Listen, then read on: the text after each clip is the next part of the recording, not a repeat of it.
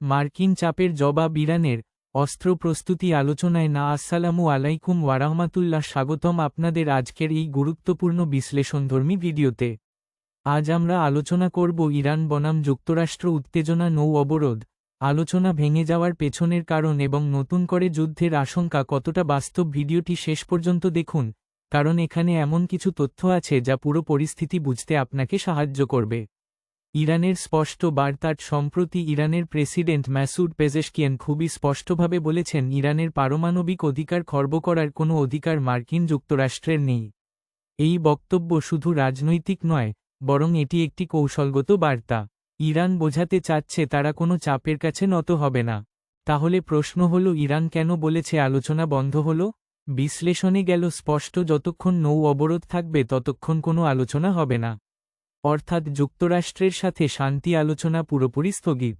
অন্যদিকে Donald Trump প্রশাসনের পক্ষ থেকে বলা হয়েছে, ইরান চায় বা না চাই তাদের আমাদের শর্ত মানতেই হবে। এখানে বিষয়টি খুবই গুরুতর, এটা আর কূটনীতি নয়। এই ধরনের সরাসরি চাপ প্রয়োগে শান্তি আলোচনা কতটা সফল হতে পারে?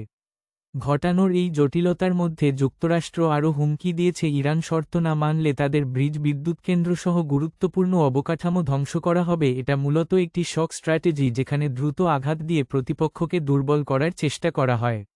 এই ধারাবাহিকতায় বড় আরেকটি ঘটনার জন্ম। মার্কিন সেন্ট্রাল কমান্ড সেন্টকমকে নিশ্চিত করেছে যে গত 13 এপ্রিল থেকে ইরানের বন্দর ও উপকূলীয় এলাকায় অবরোধ জারি করার পর মার্কিন বাহিনী অন্তত 23টি বাণিজ্যিক জাহাজকে মাঝপথ থেকে ঘুরিয়ে ইরানে ফেরত পাঠিয়েছে।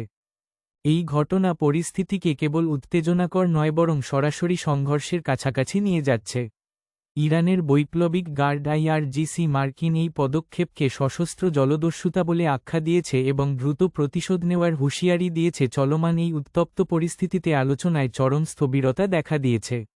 ইরান জানিয়েছে পাকিস্তানে কোনো আলোচক দল পাঠানো হবে না, কারণ অবরোধ চলমান। এটা প্রমাণ করে এই সংকট এখন শুধু দুই দেশের মধ্যে সীমাবদ্ধ নয়, বরং আঞ্চলিক রাজনীতিতেও প্রভাব ফেলছে।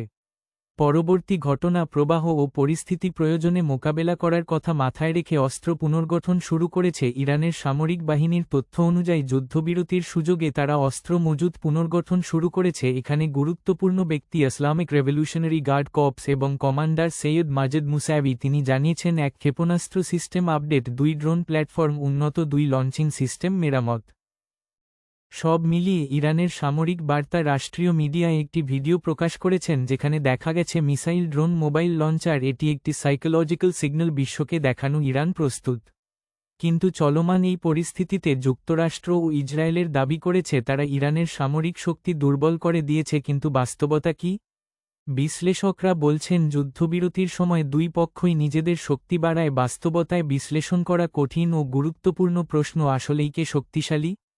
কারণ একদিকে ইরান বলছে তারা শক্তিশালী, অন্যদিকে আমেরিকা বলছে তারা। সত্যটা হচ্ছে, এই যুদ্ধ বিশ্বের মানবজাতিকে এখনই কঠিন বিপদে ফেলে দিয়েছে। ভবিষ্যতে যে আরও দুর্ভোগ আনবে না কে জানে। দর্শক, যুদ্ধ পরিস্থিতি ও ভিডিও থেকে স্বীকার করতে হবে, ইরান এখন আর আগের মতো দুর্বল নয়। তারা আমেরিকা ও ইসরায়েলের নীতি ও আদর্শকে বুঝে শুনে প্রস্তুতি নিয়েছে দীর্ঘ সময় ধরে যুদ্ধ চালিয়ে যাওয়ার লক্ষ্যে, যা তারা কল্পনাও করেনি। ধন্যবাদ। ভিডিওটি ভালো লাগলে লাইক দিন, কমেন্ট করে আপনার মতামত জানান এবং এমন বিশ্লেষণ পেতে চ্যানেলটি সাবস্ক্রাইব করুন। আল্লাহ হাফেজ।